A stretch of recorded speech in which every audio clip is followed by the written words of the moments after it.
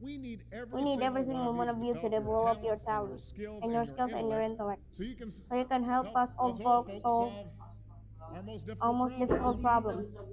If you don't do And that, if you don't do that, if you quit on school, school, you're not you're not just quitting on yourself, you're quitting on your country.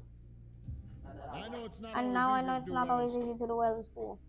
I know a lot of I you know a have lot of you have challenges challenges in your lives right now that can make it hard to that focus can on make your it hard to schoolwork. focus on your schoolwork.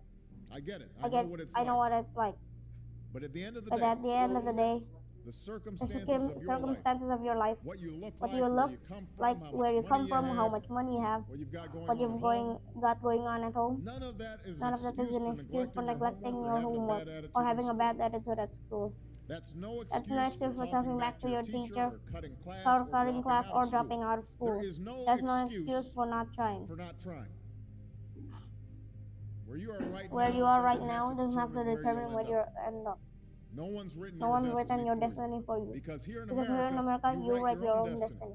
You make your You own make future. your own future. That's what That's what young people like you are every day, doing all every day, across America. all across America. That's why That's why today I'm calling on each of you to set your own goals for your education. and do everything Then do everything you can to meet them. Your goal Your goal can be something as simple as doing all your doing all your homework, paying paying attention in class, or spending some time each day reading a book. reading a book.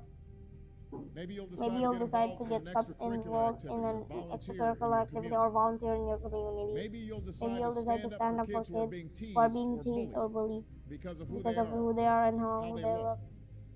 Because you Because you believe, like I do, that all young people deserve a safe environment to study and learn.